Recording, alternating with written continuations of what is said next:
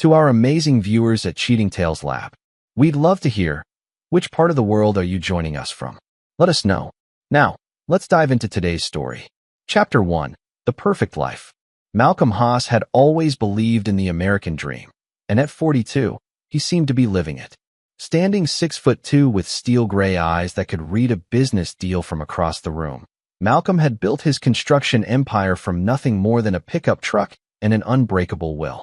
Haas Construction now dominated the Pacific Northwest, with Malcolm's reputation for delivering projects on time and under budget making him the go-to contractor for major developments. His wife, Catherine Jones Haas, was everything a successful man could want, at least on the surface. At 38, she possessed the kind of refined beauty that turned heads at charity galas, with auburn hair that caught the light just right and a smile that had once made Malcolm's heart race. They'd met 12 years ago when she was working as an interior designer for one of his high-end residential projects. The chemistry had been instant, the courtship passionate, and the marriage seemingly perfect. Their daughter, Annie Gardner Haas, was 15, brilliant, observant, and the apple of Malcolm's eye. She had inherited his analytical mind and Catherine's grace, though lately, Malcolm had noticed a distance in her demeanor that he couldn't quite place. Catherine's sister, Judith Britton, was a frequent visitor to their sprawling home in the hills outside Seattle. 2 years younger than Catherine, Judith had never quite found her footing in life. She'd moved in with them 6 months ago after another failed relationship, claiming she needed time to figure things out. Malcolm had agreed, though something about Judith's presence had always made him uneasy. The cracks in Malcolm's perfect life had started small. Catherine's late-night phone calls that she'd hastily end when he entered the room. Her sudden interest in yoga classes that seemed to run longer each week. The way she'd started showering immediately after coming home, as if washing away evidence of where she'd been. Malcolm wasn't a fool. 25 years in construction had taught him to spot structural weaknesses before they brought down the whole building. But he was methodical, patient. He'd learned long ago that the best revenge was served cold, and he needed to know exactly what he was dealing with before he acted. The family hiking trip had been Catherine's idea, a weekend getaway to Mount Rainier to reconnect as a family. Malcolm had been suspicious, but played along. He'd noticed how Catherine and Judith exchanged glances when they thought he wasn't looking, how they whispered conversations that stopped the moment he or Annie approached. As they drove up the winding mountain roads that Saturday morning, Malcolm's instincts screamed danger. But he was curious now, wanting to see how far they would go, what they were really planning. Annie sat in the back seat, unusually quiet, her phone clutched in her hands as she stared out the window. "This'll be great," Catherine said, her voice carrying that forced brightness Malcolm had learned to distrust. Just like the old days, before everything got so complicated. Judith nodded enthusiastically from the passenger seat. "I found this amazing trail online. It's got the most incredible views, and it's not too crowded. Perfect for some family photos." Malcolm's hands tightened on the steering wheel. In his rearview mirror, he caught Annie's eyes. For just a moment, he saw something there. Fear, perhaps, or warning. But when he looked again, she was back to staring out the window. They reached the trailhead by noon, the late September air crisp with the promise of autumn. The trail Judith had chosen was indeed remote, winding through dense forest before opening onto rocky outcroppings that offered spectacular views of the valley below.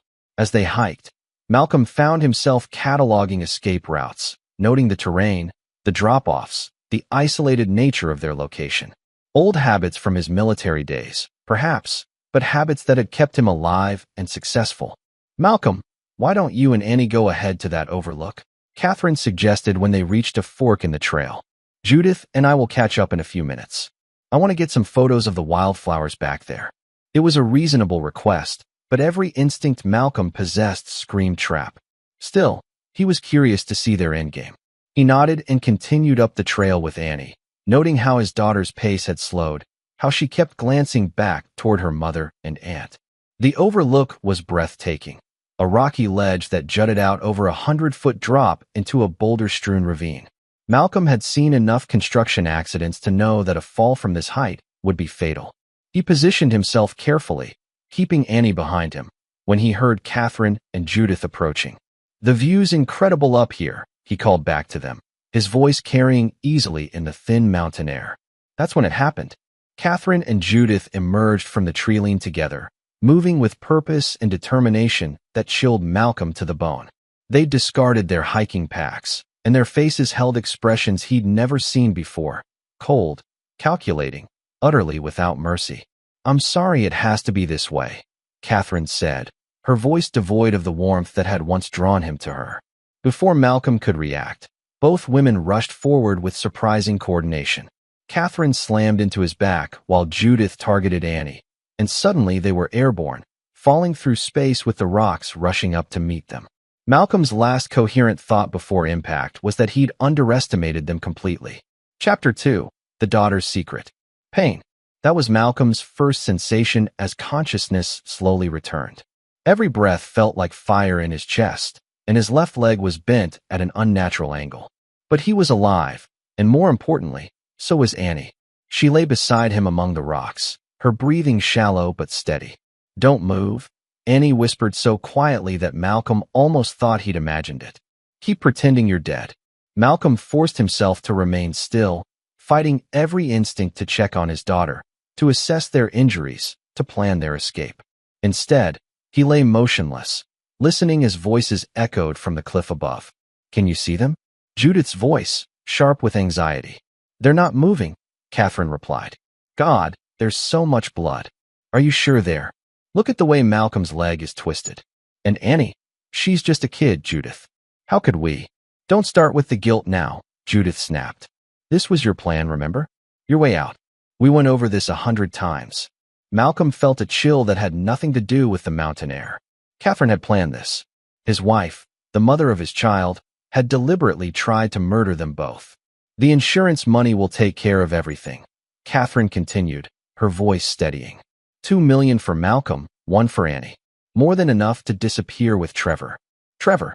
Malcolm filed the name away, another piece of the puzzle clicking into place.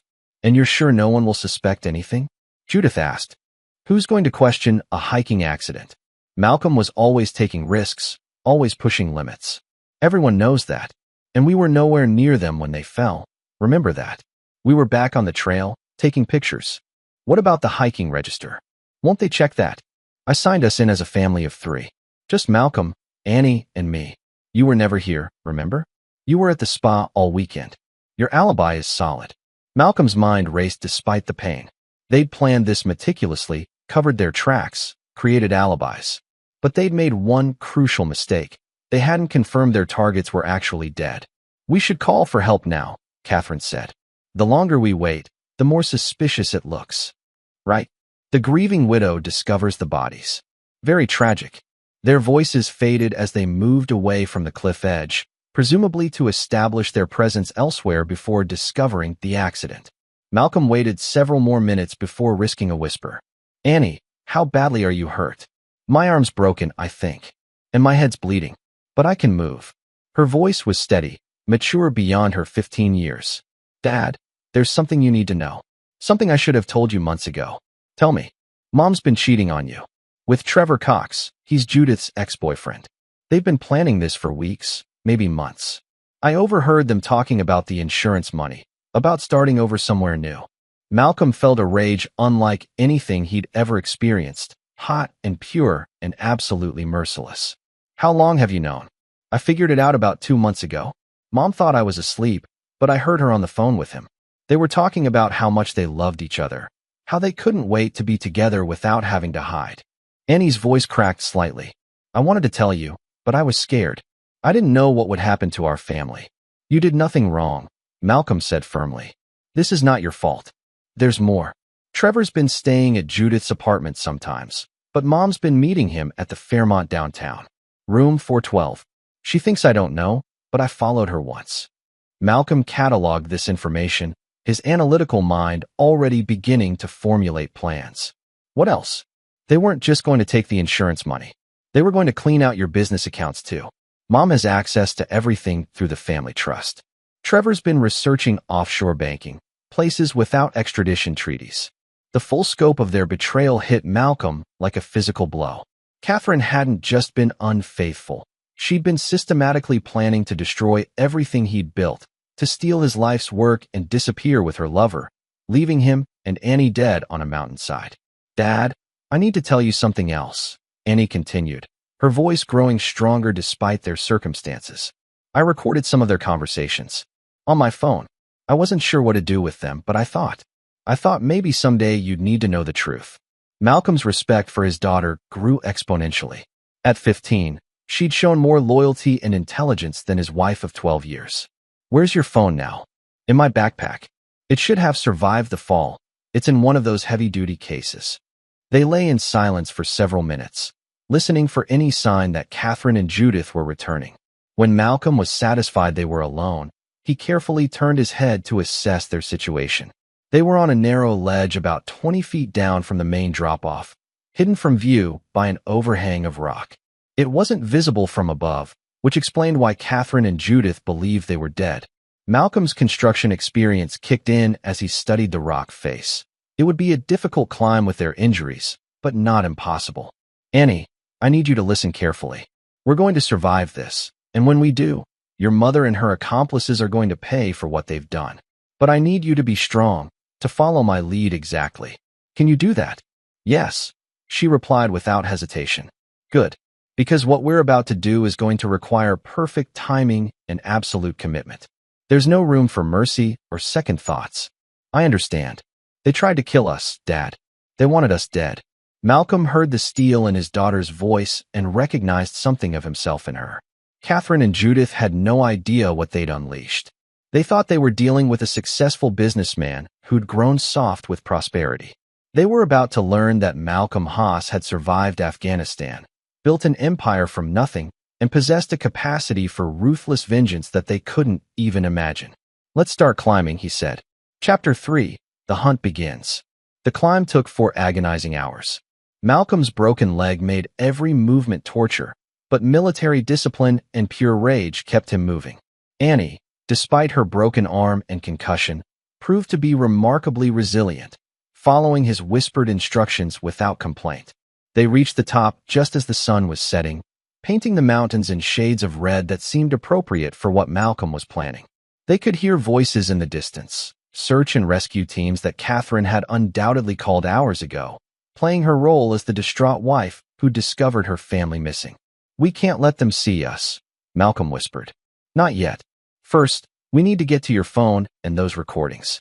They found Annie's backpack wedged between 2 boulders 50 feet from where they'd landed. The phone was intact, protected by its military-grade case. Malcolm scrolled through the audio files Annie had collected over the past 2 months, his jaw clenching tighter with each revelation. Catherine and Trevor discussing the timing of the accident. Judith researching the best hiking trails for their purposes. Detailed conversations about how they'd split the insurance money and disappear to a non-extradition country. Most damning of all, a recording of Catherine telling Trevor that she'd never loved Malcolm anyway, and that Annie was just collateral damage in getting what they deserved. Dad, there's something else, Annie said quietly. In that last recording from 3 days ago, listen to what Mom says about your business partners. Malcolm played the file and felt his blood turn to ice. Catherine was discussing how to frame Warren Shepard and Glenn Boyd, his 2 most trusted partners, for embezzling from the company. She and Trevor had already prepared false documentation, planted evidence in the company computers, and planned to trigger an investigation that would destroy both men's lives while covering their own tracks. Warren and Glenn weren't just his business partners, they were his closest friends. Warren had served with him in Afghanistan, and Glenn had been his first hire when he started the company. These weren't just business relationships, they were family. How long has this been planned? Malcolm asked, though he dreaded the answer. From what I can tell, at least 6 months, maybe longer. Malcolm closed his eyes, fighting the rage that threatened to overwhelm his judgment. Catherine hadn't just betrayed him. She'd orchestrated the complete destruction of everything and everyone he cared about. But her mistake was believing that she was smarter than him, that she could manipulate the situation while he remained oblivious. Annie, I need you to do exactly as I say. We're going to use their plan against them, but it requires perfect execution. They made their way carefully down the mountain, avoiding the search teams by using game trails that Malcolm remembered from his hunting days with Warren. By midnight, they reached Malcolm's truck, hidden in a service road where he'd strategically parked it that morning, claiming he wanted to take a different route up the mountain. The drive to Seattle took 3 hours, with Malcolm fighting exhaustion and pain while Annie dozed fitfully in the passenger seat. He used the time to mentally construct his plan, considering every angle, every possible complication. Malcolm's first stop was a 24-hour clinic in Tacoma where a doctor who owed him favors asked no questions while setting his leg and treating Annie's injuries. Cash changed hands, and there would be no record of their visit. By dawn, they were at a safe house Malcolm maintained in South Seattle, a property purchased under one of his shell companies that Catherine knew nothing about. It was where he conducted business that required absolute privacy, equipped with surveillance equipment, secure communications, and other tools from his more interesting years. "Get some rest," he told Annie. "When you wake up, we start phase 1. But sleep wouldn't come. Instead, Malcolm sat in his office, surrounded by monitors displaying feeds from cameras he'd secretly installed months ago throughout their home. He'd suspected Catherine's infidelity and had been gathering evidence, but he'd never imagined the scope of her betrayal. On the screens, he watched Catherine pacing the living room, cell phone pressed to her ear. Even without audio, her body language screamed guilt and anxiety. Judith sat on the couch, nervously chain-smoking cigarettes, a habit she'd claimed to have quit years ago.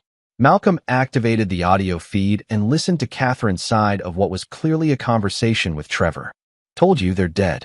The search team found some blood on the rocks, and the police are treating it as a tragic accident. No, I'm playing the devastated widow perfectly. Judith's here supporting me through my grief. The insurance investigator won't be a problem. I've been setting this up for months, remember?" Malcolm's extreme sports hobbies, his risk-taking behavior, everyone expects this kind of thing from him. Malcolm made notes as Catherine continued revealing details of their conspiracy. Trevor was staying at the Fairmont, as Annie had said, but he was registered under the name Vincent Dodson. They had plane tickets to leave the country in 3 days, planning to disappear before any investigation could get too thorough. But most interesting was Catherine's mention of a safety deposit box containing documents that would implicate Warren and Glenn in the embezzlement scheme. She was keeping it as insurance, planning to trigger the investigation only after she and Trevor were safely out of the country. Malcolm smiled for the first time since the cliff. Catherine thought she was being clever, but she'd just given him everything he needed to destroy her completely. He activated another feed, this one showing Trevor's hotel room.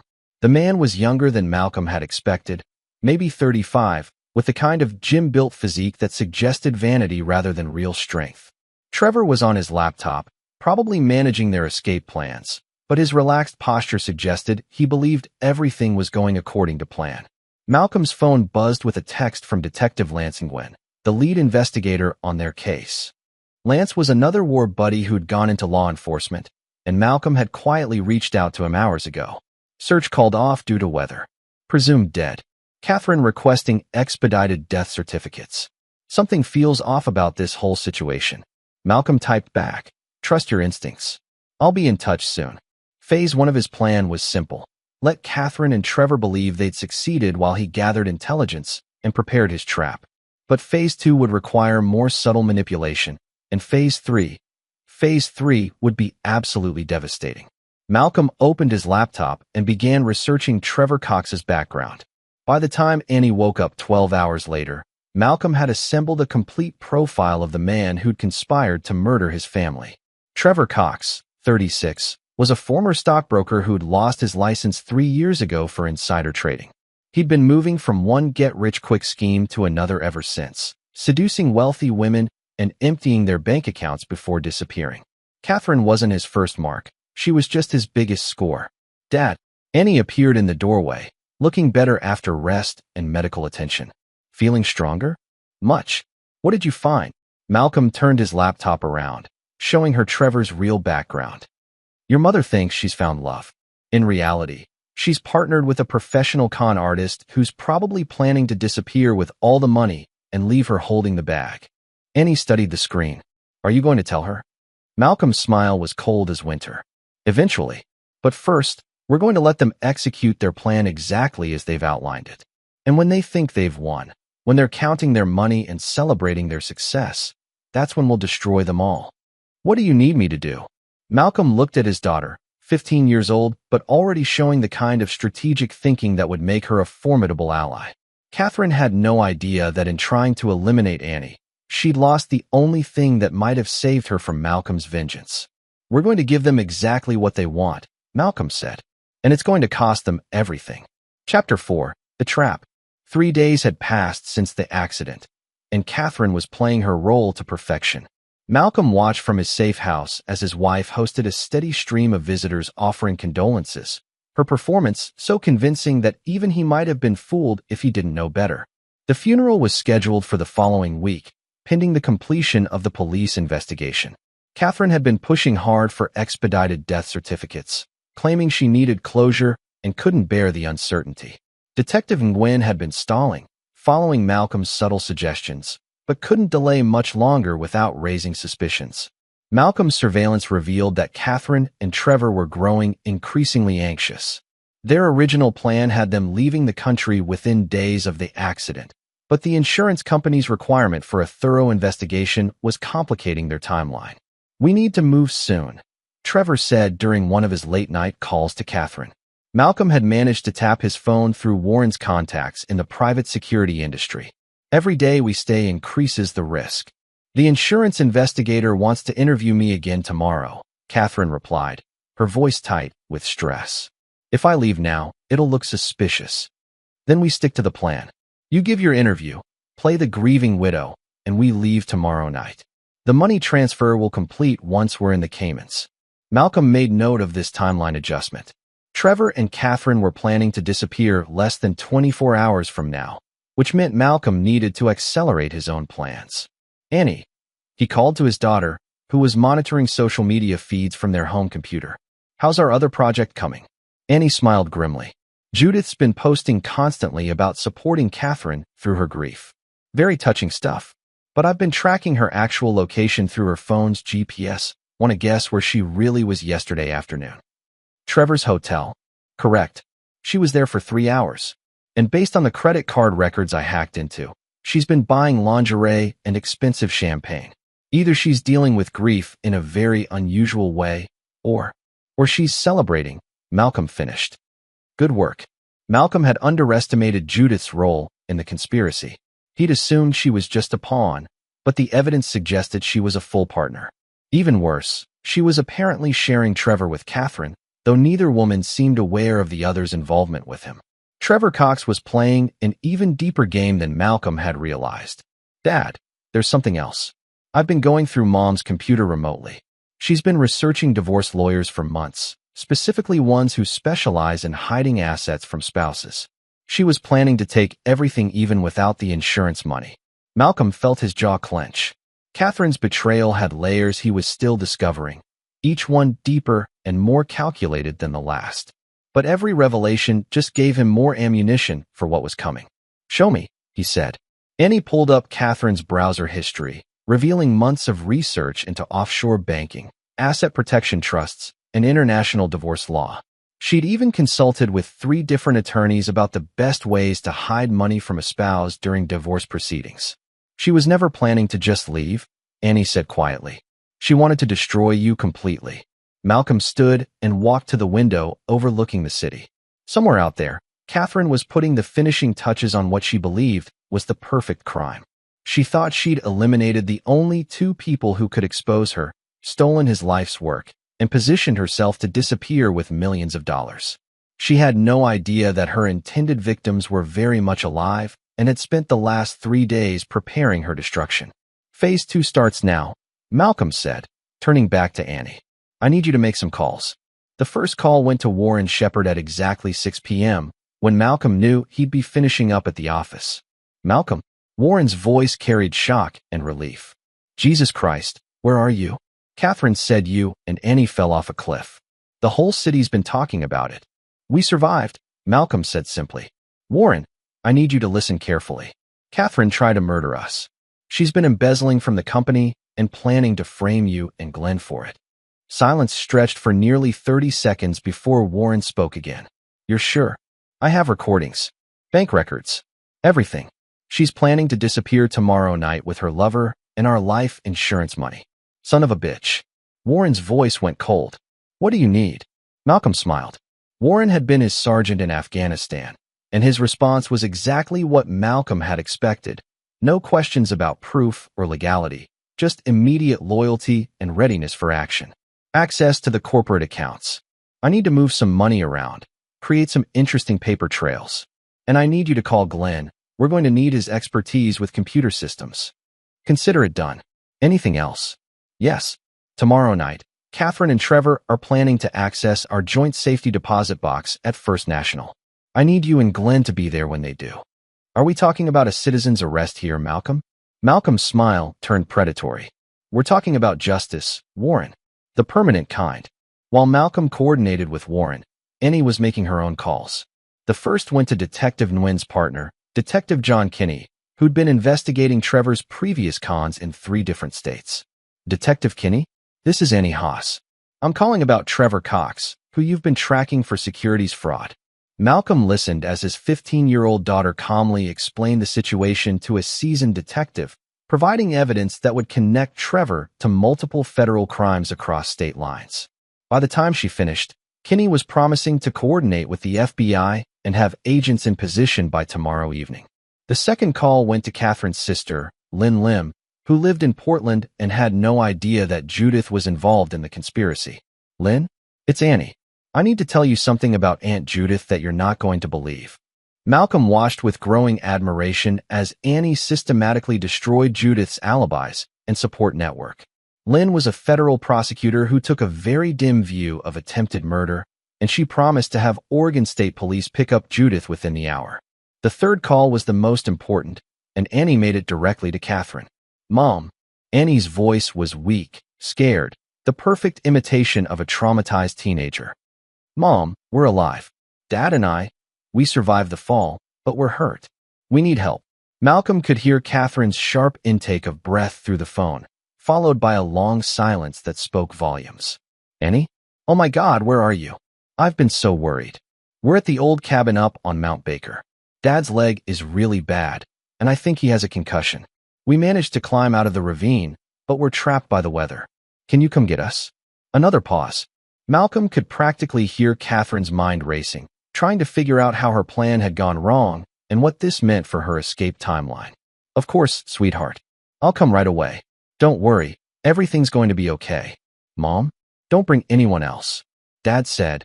He said some things about Aunt Judith that didn't make sense. I think the head injury made him paranoid. He might not trust anyone else right now. I understand. I'll come alone. Just hang on, okay? Annie hung up and looked at her father. She's going to come, but she's also going to bring Trevor. No way she makes this trip without backup. That's what I'm counting on, Malcolm said. They think they're coming to finish the job. Instead, they're walking into a trap that's going to cost them everything. Malcolm's phone buzzed with a text from Warren. Money moved.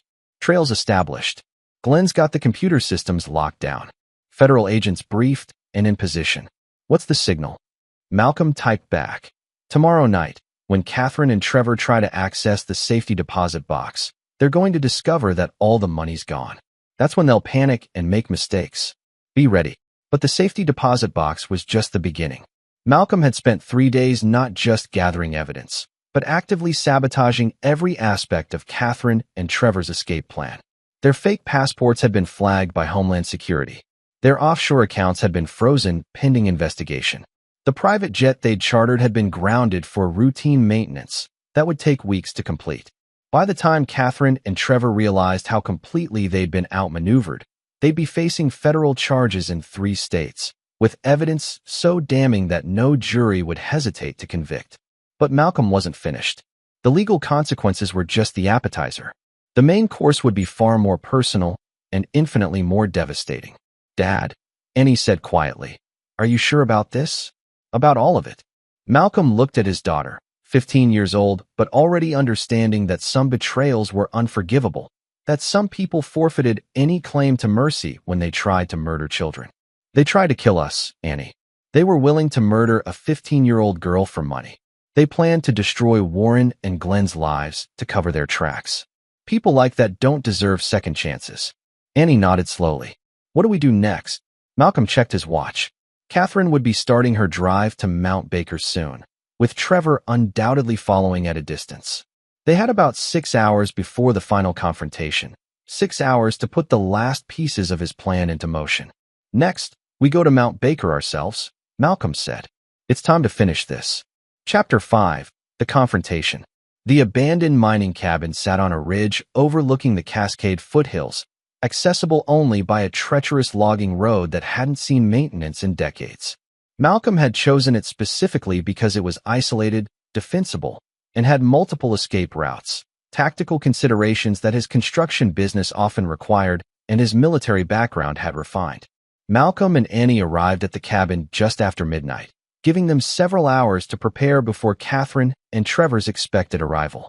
Malcolm's leg throbbed with every step, but adrenaline and purpose pushed him forward.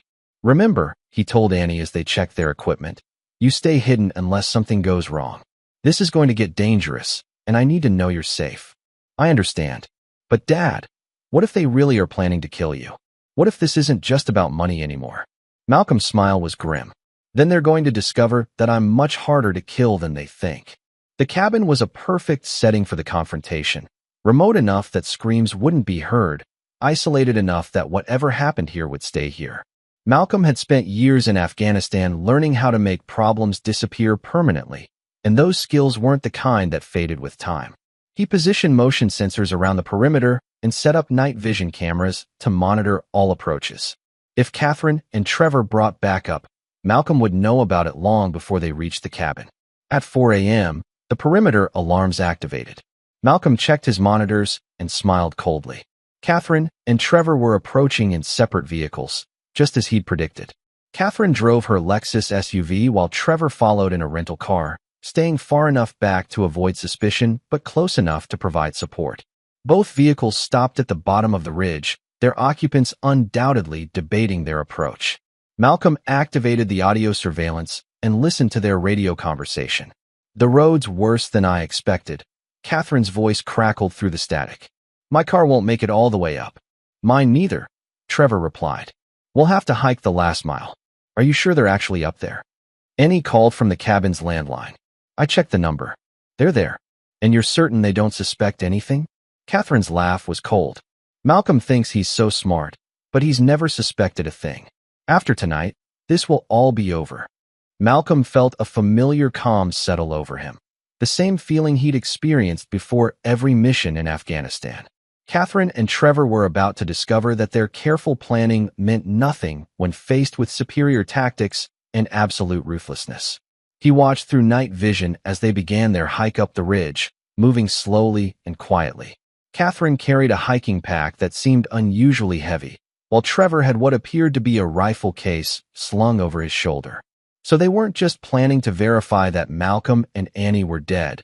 They were coming prepared to finish the job if necessary. Annie, Malcolm whispered into his radio. They're armed and moving up the ridge. Trevor has a rifle.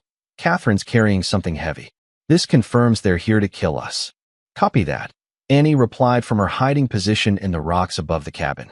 I've got eyes on them through the scope. Want me to? Negative. Stick to the plan. Let them come to me. Malcolm positioned himself in the cabin's main room, slumped against the wall with fake blood on his forehead and his leg positioned to suggest a severe break. He controlled his breathing to mimic unconsciousness while keeping his weapons within easy reach. The wait felt eternal, but eventually he heard footsteps on the cabin's rotting porch. Catherine's voice drifted through the thin walls. Malcolm? Annie? It's me. I'm here to help you. The door creaked open, and Malcolm heard Catherine gasp. Through slitted eyes, he watched her approach, her face a mask of false concern that didn't quite hide the predatory gleam in her eyes. Oh God, Malcolm, you look terrible. She knelt beside him, checking for a pulse at his throat. Malcolm forced himself to remain completely still as her fingers probed for signs of life. Is he alive? Trevor's voice came from the doorway, where he stood with the rifle ready. Barely. His pulse is weak, and this head wound looks serious. Where's Annie? Upstairs, probably hiding. The poor kid must be terrified. Malcolm almost smiled at the genuine concern in Catherine's voice. Even now, in the middle of orchestrating his murder, she was playing the role of the worried mother. Should we just finish this? Trevor asked quietly. Catherine hesitated for a long moment. Make it look like the injuries from the fall. If anyone ever finds the bodies, it needs to appear that they died from the original accident. And the girl? Same thing. She would have died from exposure, shock. No one will question it. Malcolm had heard enough. In a single fluid motion, he rolled to his feet and had his pistol trained on Catherine before she could react. The fake blood and makeup that had simulated his injuries scattered as he moved with the speed and precision of his military training. "Hello, Catherine," he said calmly.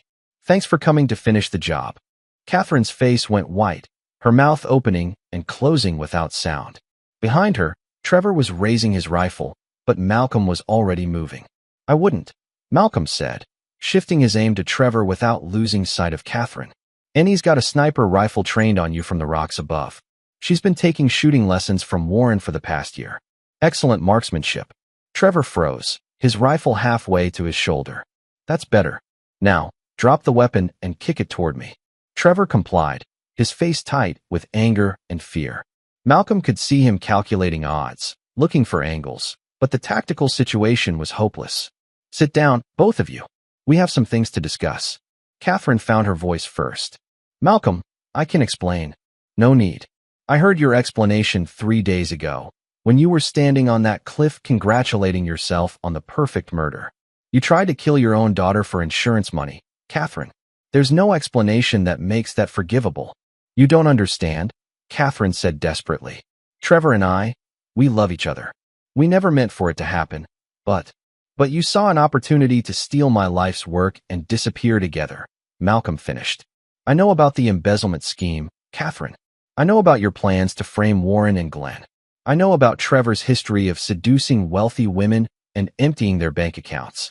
Catherine's eyes flickered to Trevor with the first hint of suspicion. "Oh, you didn't know about his other victims?" Malcolm continued. "Trevor's been running this con for years. You're just his biggest score, Catherine. Did you really think a 36-year-old ex-stockbroker fell in love with a woman 10 years older because of your sparkling personality?"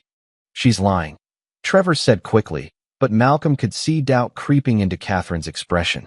"Ask him about Margaret Walsh in Denver, or Linda Chan in Phoenix, or Sarah Martinez in Dallas. All wealthy, older women. All mysterious disappearances after their bank accounts were emptied." Catherine turned to look at Trevor, and Malcolm saw the exact moment when she realized she'd been played. The devastation in her eyes was almost satisfying. "Trevor," she whispered. Trevor's mask finally slipped, revealing the cold calculation underneath. "Does it matter? We're all dead anyway. Malcolm's not going to let any of us walk out of here." "You're right about that," Malcolm said. "But you're wrong about the reason. This isn't about money or even betrayal. This is about justice." Malcolm's radio crackled with Annie's voice. "Dad, we've got company. 3 vehicles coming up the road. Looks like federal agents." Through the cabin windows, Malcolm could see headlights winding up the mountainside. Detective Nguyen had delivered as promised. "You called the police?" Catherine asked, hope creeping into her voice. "Better than that," Malcolm replied. "I called the FBI. Turns out Trevor's wanted in connection with securities fraud in 3 states. And conspiracy to commit murder carries federal charges when it crosses state lines." The sound of vehicles approaching grew louder, and Malcolm could hear the distinctive whop-whop of helicopter rotors in the distance. "But here's the thing, Catherine," Malcolm continued, his voice dropping to a whisper. "The FBI is going to arrest you both. You'll be tried, convicted, and sentenced to life in prison without possibility of parole. Trevor will probably get the death penalty in Texas for what he did to Sarah Martinez." Catherine's face crumpled as the full weight of her situation hit her. "But that's just the legal consequences," Malcolm continued. "I've also destroyed your financial escape plan. The offshore accounts have been frozen. Your safety deposit box has been emptied. The money you embezzled from my company has been returned, with interest. Every asset you try to hide has been found and seized." "How?" Trevor demanded. "I've been planning this for 3 days while you thought I was dead. I had help from people who actually know the meaning of loyalty." Malcolm's smile was cold as winter. "Warren and Glenn have been systematically unraveling every aspect of your plan while federal investigators built an airtight case against you." The sound of footsteps on the porch announced the arrival of the FBI. Agent Dick Velasquez stepped through the door, followed by Detective Nguyen and a team of federal marshals. "Mr. Haas," Agent Velasquez said formally, "are you and your daughter unharmed?" "We're fine, Agent Velasquez. Thanks for the prompt response."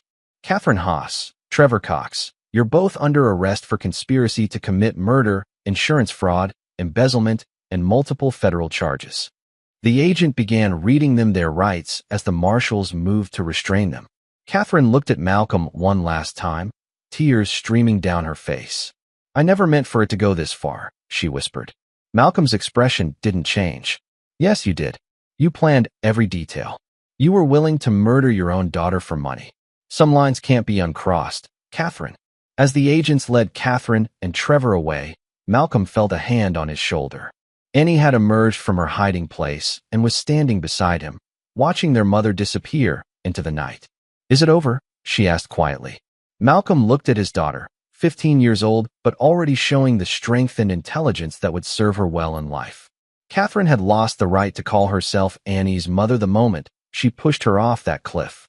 It's over, he confirmed. They'll never hurt anyone again.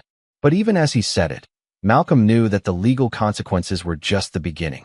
Catherine and Trevor would spend the rest of their lives in prison, but that wasn't enough. Not nearly enough. Some betrayals demanded more permanent solutions. Chapter 6. The Price of Betrayal. 6 months had passed since Catherine and Trevor's arrest, and the legal machinery was grinding toward its inevitable conclusion. Catherine had pled guilty to conspiracy to commit murder in exchange for a life sentence without parole, while Trevor was fighting extradition to Texas, where he faced the death penalty for his role in Sarah Martinez's murder. Malcolm stood in the courthouse hallway, watching through the window as Catherine was led away in shackles after her sentencing hearing. She tried to make eye contact with him several times during the proceedings, but Malcolm had looked right through her as if she didn't exist. Any regrets? Detective Nguyen asked, joining Malcolm at the window. None, Malcolm replied without hesitation. Annie appeared at his other side, now 16 and more mature than her years should have required. The events on Mount Rainier had changed her, hardened her in ways that Malcolm regretted but couldn't undo. The prosecutor said Trevor's probably going to get the death penalty in Texas, she said quietly. Good, Malcolm said simply. They walked out of the courthouse together, past the gaggle of reporters who'd been following the case. Malcolm had become something of a local celebrity, the businessman who'd survived his wife's murder plot and brought her to justice. The media loved the story of betrayal and revenge, though they didn't know the half of it. Warren and Glenn were waiting by Malcolm's truck, both men looking satisfied with the day's proceedings. So what now? Warren asked. The business is running better than ever. Catherine's locked up for life, and Trevor's going to fry in Texas. Justice served, case closed. Malcolm's smile didn't reach his eyes. Not quite. The drive back to Malcolm's office took 20 minutes, during which none of them spoke. Annie had learned to read her father's moods, and she could sense that something significant was about to happen. Malcolm's office occupied the top floor of the Haas construction building, with floor-to-ceiling windows offering a panoramic view of Seattle. Malcolm walked to his desk and pulled out a thick folder that he'd been building for months. Judith Britton, he said, placing the first set of photographs on the conference table. Currently serving 5 years in Oregon State Prison for conspiracy to commit murder. Model prisoner, up for parole in 18 months. Warren picked up one of the photos, studying Judith's intake mugshot. What about her? She was the one who researched the hiking trails, who planned the logistics of the accident. Without her, Catherine never could have pulled this off. Malcolm's voice was calm, matter of fact. She's also been making calls from prison to a reporter at the Seattle Times, claiming that I somehow staged the whole thing to frame Catherine. That's ridiculous, Glenn said. We have recordings of them planning the murder. Of course it's ridiculous. But Judith's managed to convince this reporter to start investigating my suspicious survival of the hiking accident. The story's going to run next week. Malcolm pulled out another folder, this one marked with Trevor's name. Trevor Cox has been talking to federal investigators, trying to make a deal. He's claiming that I'm involved in money laundering through my construction business, that the whole thing was an elaborate insurance fraud scheme that went wrong. Can they prove any of that? Warren asked. Of course not. But they don't need to prove it. They just need to create enough doubt to reduce Trevor's sentence and destroy my reputation in the process. Annie looked up from the documents she'd been reading. They're still trying to hurt us, even from prison. Exactly. Some people never learn when to accept defeat. Malcolm walked to the window, looking out over the city he'd helped build. which is why I've decided to teach them a lesson they'll never forget. The room fell silent as Malcolm's meaning became clear. Malcolm, Warren said carefully, what exactly are you planning? Malcolm turned back to face them, his expression cold and determined. I'm planning to solve all of our problems permanently. He pulled out a detailed floor plan of Oregon State Prison, marked with guard rotations, camera locations, and security protocols. Judith's in minimum security because her crime was nonviolent. She has access to the library, the workshop, and the exercise yard. All areas with limited surveillance. Jesus, Malcolm, Glenn whispered. You're talking about murder. I'm talking about justice, Malcolm corrected. Judith tried to kill my daughter. She's shown no remorse, taken no responsibility, and now she's actively trying to destroy what's left of our lives. Some problems don't have legal solutions.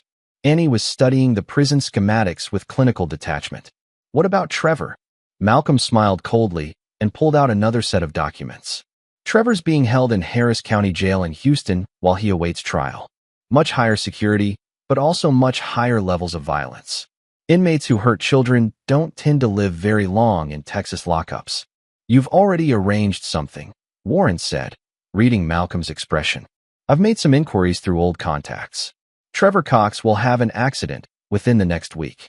Something involving other inmates who don't appreciate child killers. The room was quiet except for the hum of the air conditioning. Malcolm watched his partners and daughter process what he was telling them, waiting to see who would object, who might try to stop him. What do you need from us? Warren asked finally. Malcolm felt a surge of satisfaction. Warren understood that some betrayals were unforgivable, that legal justice was sometimes insufficient. I need alibis, Malcolm said. Next weekend, we're all going to be at your cabin in the San Juans, fishing and drinking and having a grand time. Lots of witnesses, lots of photos, completely innocent. While you're actually in Oregon, Glenn said, understanding. While I'm solving our Judith problem, yes. Annie looked up from the documents. I want to help. Absolutely not, Malcolm said firmly. You've been through enough. This is something I have to do alone. She tried to kill me too, Dad. I have just as much right to justice as you do. Malcolm studied his daughter's face, seeing the same cold determination that drove his own decisions. Annie had grown up a lot in the past 6 months, and perhaps it was time to stop protecting her from the reality of their situation. What are you proposing? He asked. I can get into the prison easier than you can. 16-year-old girls don't set off the same security alerts as 42-year-old men. I volunteer at the animal shelter. I could arrange a program where we bring therapy dogs to the prison. Perfect cover. Malcolm considered this. It was risky, but Annie was right. She could move through the prison with much less scrutiny than he could. And what happens when you're alone with Judith? Annie's smile was as cold as her father's. Accidents happen in prisons all the time. Heart attacks, allergic reactions, falls downstairs. Especially to inmates who've been receiving threatening letters from victims' families. Malcolm raised an eyebrow. What threatening letters? The ones I've been sending from anonymous addresses for the past 3 months. Judith's been complaining to the warden about them, claiming she's in fear for her life. When she dies, everyone will assume it was retaliation from one of Catherine's victims. Malcolm felt a surge of pride in his daughter's strategic thinking. Annie had been planning this operation for months, just as he had. Warren, Glenn, Malcolm said, turning to his partners. Are you in or out? Because once we cross this line, there's no going back. Warren stood up and extended his hand. Catherine tried to destroy us all. She forfeited any right to mercy when she pushed Annie off that cliff. Glenn nodded and shook Malcolm's hand as well. I'm in. But we do this smart, clean, and permanent. Malcolm looked around the room at the 3 people who mattered most to him. His daughter, his closest friend, and his most trusted partner. They understood what needed to be done, and they were willing to do it. Then let's finish this, Malcolm said. Outside the office windows, Seattle glittered in the afternoon sun, the city Malcolm had helped build and would continue to protect. Catherine and Trevor had made the mistake of thinking they could destroy everything he cared about and walk away. They were about to learn that Malcolm Haas never forgave, never forgot, and never left debts unpaid. Chapter 7. Perfect Justice. The Oregon State Prison sat like a concrete monument to human failure in the rolling hills outside Salem. Malcolm watched it through binoculars from a ridge half a mile away, timing the guard rotations and studying the traffic patterns that Annie would need to navigate. It had been 2 weeks since their meeting in his office, and every detail of their plan had been rehearsed to perfection. Annie's volunteer program had been approved. She would be bringing therapy dogs to the prison every Tuesday for the next month, providing multiple opportunities to accomplish their mission. Warren and Glenn were already at the cabin in the San Juans, establishing their alibi and taking photos that would prove Malcolm's presence during the critical time frame. Modern digital photography made it easy to manipulate timestamps and metadata, creating ironclad evidence that Malcolm had been hundreds of miles away when anything happened to Judith. Radio check. Annie's voice crackled through his earpiece. Copy. You're clear to proceed. Malcolm watched through his scope as Annie's van approached the prison gates. She looked every inch the dedicated young volunteer. Neat appearance, proper documentation, genuine enthusiasm for her work with animals. The guards at the gate barely glanced at her credentials before waving her through. Inside the van were 3 golden retrievers from the animal shelter, all certified therapy animals with impeccable temperaments. The dogs provided perfect cover for Annie's real mission while also serving a legitimate therapeutic purpose for the inmates. I'm inside the perimeter, Annie reported. Processing through security now. Malcolm had studied the prison's security protocols exhaustively. Volunteers went through metal detectors and basic searches, but the process was routine and relatively relaxed for established programs. Annie's volunteer credentials had been verified weeks ago, and she'd already made 3 successful visits without incident. Dogs are through security, Annie reported 15 minutes later, heading to the common area for the first session. Malcolm checked his watch. Judith's schedule showed her working in the prison library until 2 p.m., then having free time until dinner. The library was on the route between the common area and the workshop where Annie would take the dogs for their second session. Target should be moving to intercept your route in approximately 10 minutes, Malcolm advised. Copy that. Beginning Phase 2. Malcolm had spent weeks studying Judith's behavior patterns through contacts in the prison system.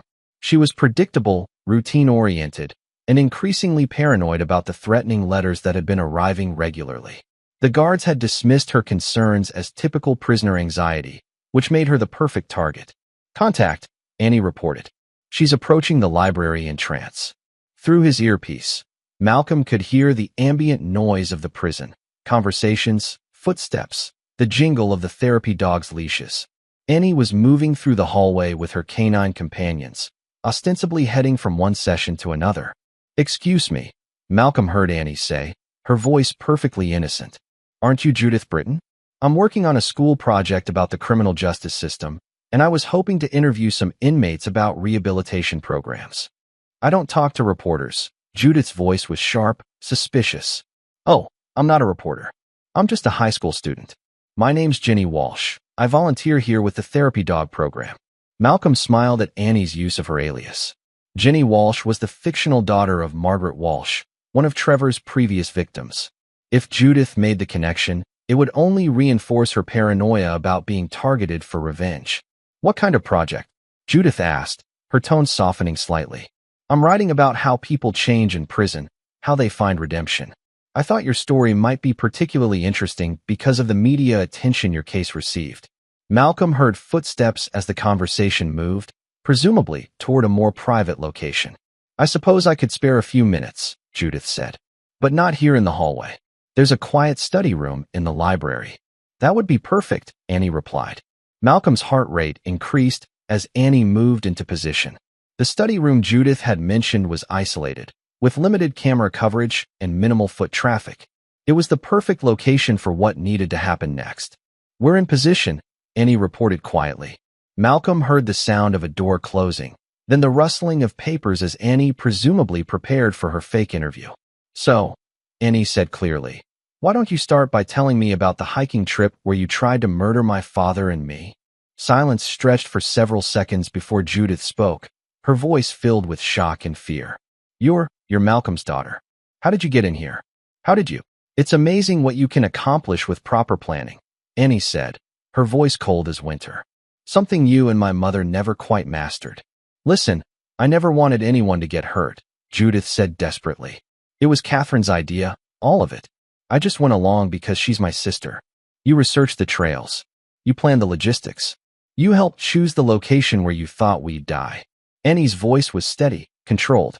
You tried to murder a 15-year-old girl for money. I'll testify against Catherine, Judith offered frantically. I'll tell them everything she planned. We can make a deal. There are no deals. Annie cut her off. No bargains, no plea agreements, no second chances. You tried to kill me, and now you're going to pay the price.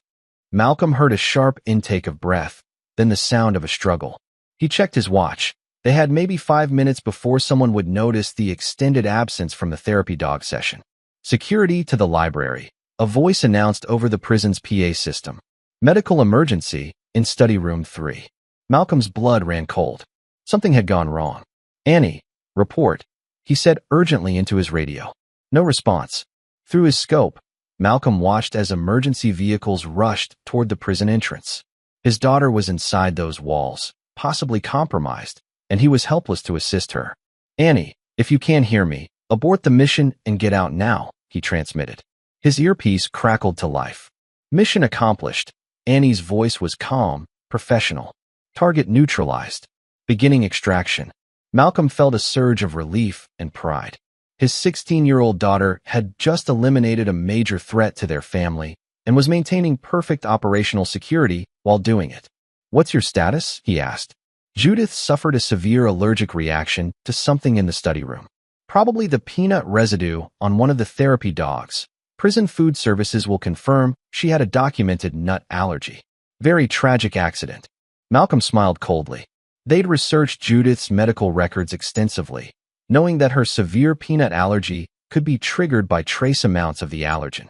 Annie had simply ensured that one of the therapy dogs had enough peanut residue on its fur to cause a fatal reaction when Judith pet it. Emergency responders are attempting resuscitation, Annie continued, but she's been without oxygen for at least 4 minutes. Even if they revive her, the brain damage will be severe. Extraction route. Clear. I'm expressing appropriate shock and concern about the tragic accident. The other volunteers are comforting me while the guards secure the scene. Malcolm watched through his scope as Annie emerged from the prison with the other volunteers, her face showing exactly the right amount of distress for someone who'd witnessed a medical emergency. She was playing her role perfectly, ensuring that no one would ever suspect her involvement in Judith's death. Package delivered. Annie reported once she was clear of the prison. Target eliminated. No complications. Malcolm felt a surge of satisfaction. Judith Britton would never threaten his family again, never spread lies about their survival, never see the outside of a prison, because she'd never survive the allergic reaction that would claim her life within the hour. Excellent work, Malcolm told his daughter. Come home. As Annie drove away from the prison, Malcolm's phone buzzed with a text message from his contact in Houston. The message was brief but satisfying. Trevor Cox found dead in his cell this morning. Apparent suicide by hanging. No note. Malcolm smiled coldly as he packed up his surveillance equipment. Trevor Cox hadn't committed suicide. He'd been murdered by inmates who'd been paid to ensure that child killers received appropriate justice. But the official cause of death would spare everyone the complications of a trial. Catherine was alone now, abandoned in prison with no allies, no hope of appeal, and no possibility of parole. She would spend the rest of her life knowing that her sister and lover had died because of the plan she'd created, the betrayal she'd orchestrated. Malcolm drove back toward Seattle as the sun set behind the Cascade Mountains, painting the sky in shades of red that seemed appropriate for the justice he'd delivered. Catherine had tried to destroy his family, steal his life's work, and frame his closest friends for crimes they didn't commit. Instead, she'd lost everything and everyone she cared about, while Malcolm's family and business grew stronger than ever. Some people called it revenge. Malcolm called it justice. And justice, properly applied, was always permanent. Chapter 8. The Final Lesson. 1 year had passed since the deaths of Judith and Trevor, and Malcolm's life had settled into a new rhythm of success and satisfaction. Haas Construction had expanded into 3 new states. Annie was thriving in her junior year of high school, and Catherine remained exactly where she belonged, locked in a concrete cage for the rest of her natural life. Malcolm stood in his office reviewing the quarterly reports when his assistant knocked on the door. Mr. Haas, there's a reporter here from the Seattle Times. She says it's about your wife's case. Malcolm looked up, immediately alert. The media attention had died down months ago, and he'd assumed the story was finished. Send her in. The woman who entered was younger than he'd expected, maybe 30, with the aggressive posture of an investigative journalist who thought she'd found something significant. Mr. Haas, I'm Diana Perez from the Seattle Times. I've been investigating some inconsistencies in your wife's case, and I was hoping you could clarify a few things. Malcolm gestured to a chair across from his desk. Of course, though I thought everything was settled months ago. Diana pulled out a digital recorder and notepad. I've been going through the evidence, and there are some details that don't quite add up. For instance, your survival of the fall seems remarkably fortunate given the height and terrain. Fortune had nothing to do with it, Malcolm replied calmly. Military training and construction experience taught me how to assess dangerous situations and react accordingly. But you and your daughter suffered remarkably few injuries for such a serious fall. The medical reports show a broken leg, some cuts and bruises, but nothing life-threatening.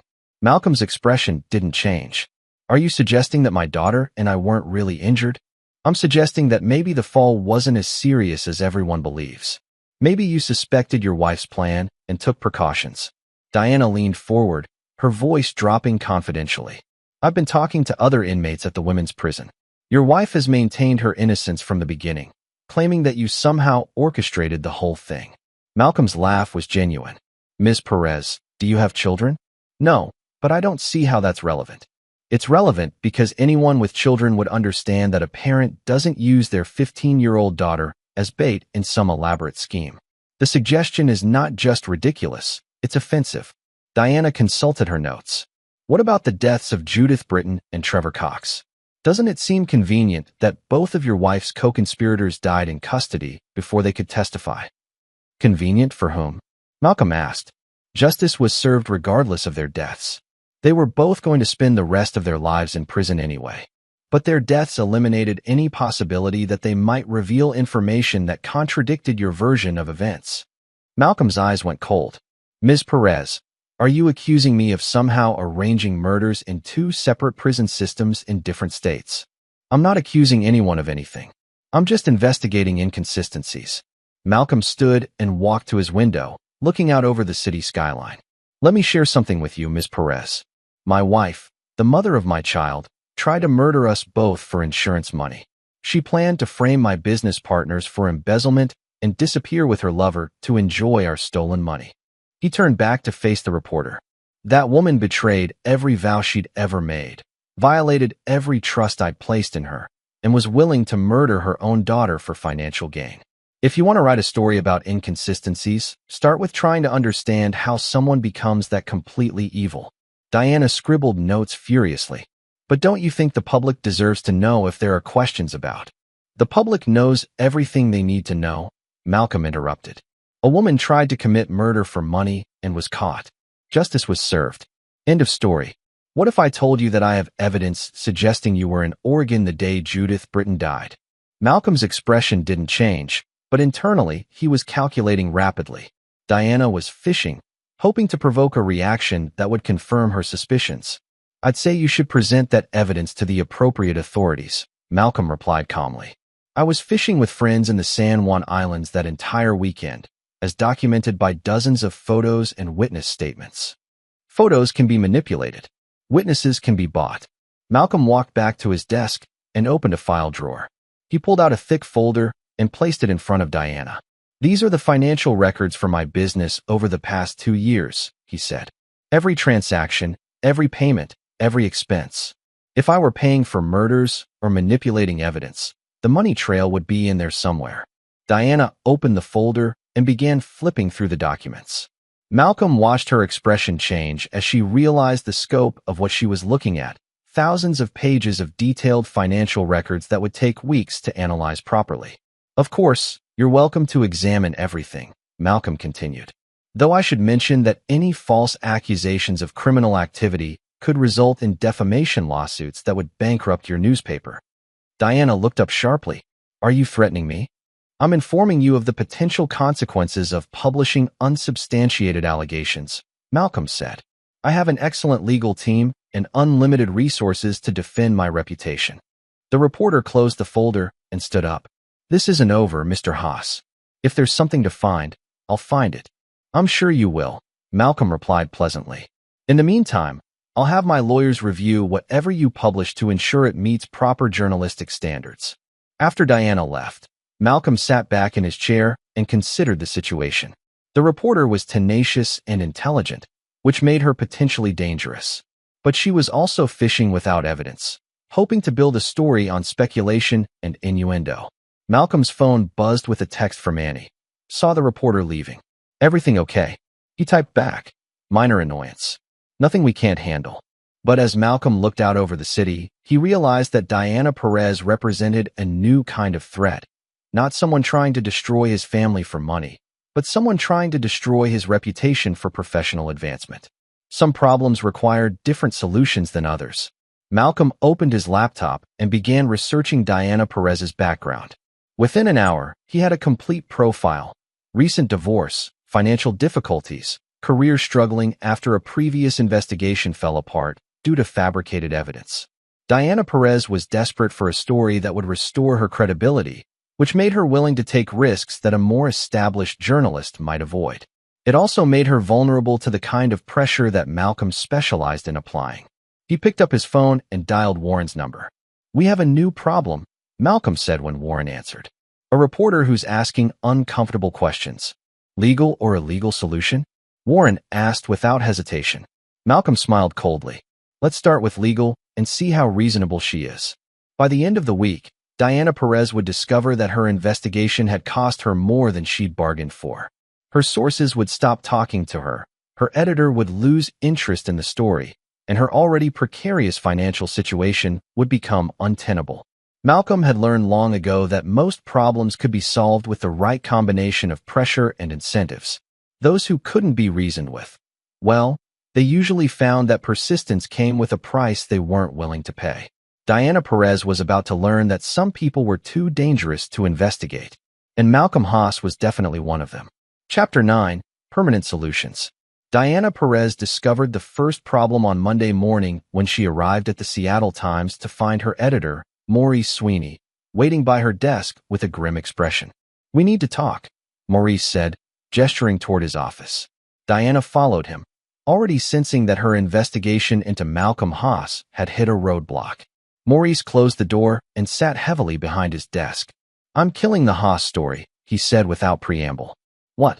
Why? I'm just getting started on the real investigation. Because I got a call from our legal department this morning. Apparently, Malcolm Haas's attorneys have filed preliminary paperwork for a defamation suit if we publish anything without concrete evidence. Diana felt her stomach drop. It's just preliminary research. I haven't even written anything yet. His lawyers also sent over a list of factual errors in your preliminary questions, along with documented evidence that contradicts several of your assumptions. They're building a case that you're conducting a malicious investigation with predetermined conclusions. Maurice slid a thick folder across the desk. Diana opened it to find detailed financial records, witness statements, and timeline reconstructions that systematically dismantled every angle she'd been pursuing. How did they know what I was investigating? Diana asked. Probably because you interviewed dozens of people and left a paper trail a mile wide, Maurice replied sharply. Diana, this man survived a murder attempt by his own wife. He's not some criminal mastermind. He's a victim who's tired of being harassed by conspiracy theorists. Diana stared at the documents, realizing that Malcolm had anticipated her investigation and prepared countermeasures for every angle she might pursue. It was either the work of an innocent man with excellent legal advice, or a guilty man with extraordinary planning abilities. Give me more time, she pleaded. I know there's something here. No, the story's dead. Move on to something else. Diana left Morris's office feeling defeated, but not deterred. If the Seattle Times wouldn't publish her investigation, she'd find someone who would. This was exactly the kind of story that could revive her career, if she could prove her suspicions. But over the next 3 days, Diana discovered that her problems went far beyond a single editor's reluctance. Her primary source at the women's prison stopped taking her calls. The medical examiner who'd performed Judith Britton's autopsy suddenly claimed he couldn't discuss the case. Even her contact at the Houston Police Department became unavailable when she tried to follow up on Trevor Cox's death. It was as if Malcolm Haas had reached out from Seattle and systematically destroyed every lead she'd developed. On Thursday, Diana's landlord called to inform her that her lease wouldn't be renewed due to complaints from other tenants. Her car insurance company canceled her policy after claiming they discovered irregularities in her application. Her bank froze her checking account pending an investigation into suspicious transaction patterns. By Friday, Diana realized she was under attack from multiple directions simultaneously. Someone with significant resources and connections was systematically dismantling her life, and she had no doubt who was responsible. That evening, Diana sat in her apartment surrounded by boxes, preparing for a move she couldn't afford to an apartment she hadn't found yet. Her career was stalled, her finances were in ruins, and her investigation had collapsed completely. Her phone rang, displaying an unknown number. "Hello, Ms. Perez." Malcolm Haas's voice was calm and pleasant. "I hope I'm not interrupting anything important. How did you get this number? I think we should meet. There are some things we need to discuss." "I'm not interested in talking to you." "I think you are. Because right now, you're facing eviction, financial ruin, and the complete destruction of your career. I'm the only person who can fix those problems." Diana felt ice form in her stomach. "What are you saying?" "I'm saying that persistence isn't always a virtue, Ms. Perez. Sometimes it's a character flaw that leads to unfortunate consequences." "Are you threatening me?" "I'm offering you a choice. Meet me at Pike Place Market tomorrow at noon, or continue dealing with the consequences of your investigation on your own." The line went dead. Diana stared at her phone, realizing that she was dealing with someone far more dangerous than she'd imagined. Malcolm Haas hadn't just anticipated her investigation. He prepared a comprehensive response that could destroy her life if she persisted. But backing down now would mean admitting that powerful people could escape accountability through intimidation and pressure. Everything Diana believed about justice and truth was at stake. She spent the night researching Malcolm's background more thoroughly, looking for any angle that might give her leverage in tomorrow's confrontation. What she found was a man with military training, extensive business connections, and a demonstrated willingness to eliminate threats to his family. Diana arrived at Pike Place Market 15 minutes early, choosing a table in the busy food court where there would be plenty of witnesses. She'd also alerted a colleague about the meeting, leaving detailed notes about her investigation in case something happened to her. Malcolm appeared exactly at noon, looking like any other successful businessman meeting a contact for lunch. He sat across from her without invitation, his gray eyes studying her with clinical detachment. "Thank you for coming," he said pleasantly. "I was hoping we could resolve this situation amicably." "I'm not backing down from my investigation," Diana said, trying to project more confidence than she felt. "Of course you are," Malcolm replied calmly. "Because you're intelligent enough to recognize when you're outmatched." He pulled out an envelope and placed it on the table between them. "This contains a contract for a senior investigative position at a newspaper in Denver. The salary is triple what you're making here, the benefits are excellent, and the work is exactly the kind of journalism you've always wanted to do." Diana stared at the envelope without touching it. "You're trying to buy me off. I'm offering you a way to advance your career while avoiding the complete destruction that will result if you continue your current path." "And if I refuse?" Malcolm's expression didn't change. "Then you'll discover that your financial problems are just the beginning. Your reputation will be destroyed by revelations about fabricated stories in your past. Your professional references will become mysteriously unavailable. Your personal life will be scrutinized in ways that you'll find deeply unpleasant." Diana felt a chill as she realized the scope of what Malcolm was threatening. He wasn't just talking about professional consequences. He was talking about systematic destruction of every aspect of her life. "You can't just make people disappear," she said weakly. "I don't make people disappear, Ms. Perez. I just make their lives so unpleasant that they choose to disappear on their own." Malcolm's smile was cold. "Take the job in Denver. Write important stories about corporate corruption and political scandals. Build the career you've always wanted. Just do it somewhere else, investigating someone else." Diana stared at the envelope, knowing that picking it up would mean abandoning everything she believed about standing up to bullies and seeking truth regardless of consequences. "What about justice?" she asked quietly. "Justice was served," Malcolm replied. "My wife tried to murder me and my daughter. She's in prison for life. Her accomplices are dead. The legal system worked exactly as it was supposed to. But if you arranged those deaths— If I had arranged those deaths, Malcolm interrupted, do you really think I'd allow a reporter to get close enough to prove it? Do you think I'd be sitting here offering you career advancement instead of ensuring your permanent silence? The implication hung in the air like a threat wrapped in logic. Malcolm was either innocent or so dangerous that confronting him was effectively suicide. Diana picked up the envelope with trembling hands. Inside was indeed a contract for a senior position at the Denver Post, along with a signing bonus that would solve all her immediate financial problems. There's one more thing, Malcolm said, reaching into his jacket. Diana tensed, but he pulled out a simple business card. This is the number for my attorney. If you ever find yourself in legal trouble, professional difficulty, or personal danger, call him. He'll take care of everything. Why would you help me if I'm a threat to you? Malcolm stood up, straightening his jacket. Because I don't consider you a threat, Ms. Perez.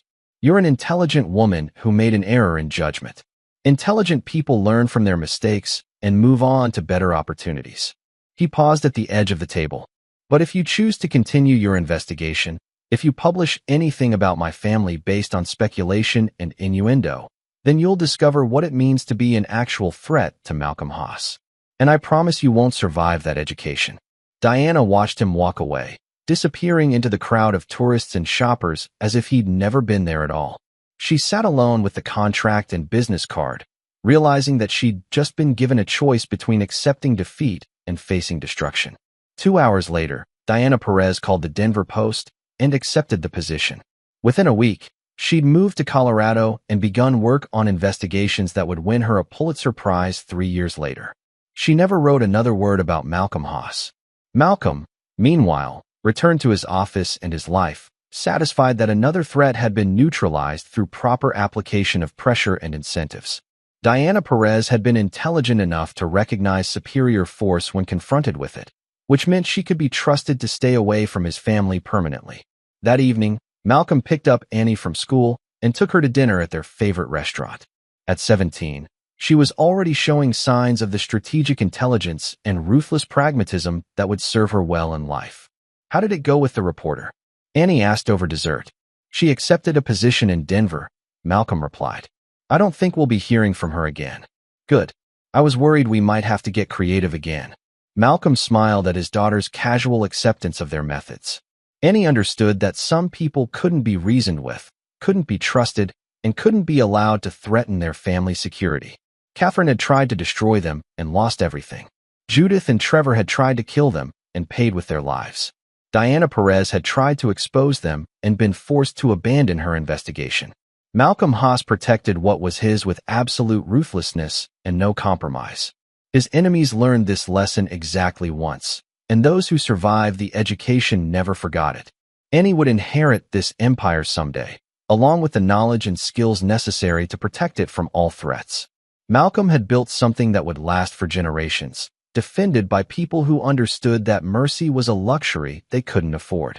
As they drove home through the Seattle streets that Malcolm had helped build, he felt the deep satisfaction of a man who'd achieved everything he'd set out to accomplish. His family was safe, his business was thriving, and his enemies were either dead or permanently neutralized. Catherine would spend the rest of her life in a concrete cage, knowing that her betrayal had cost her everything while her intended victims prospered beyond her wildest imagination. Some people called it revenge. Malcolm called it justice.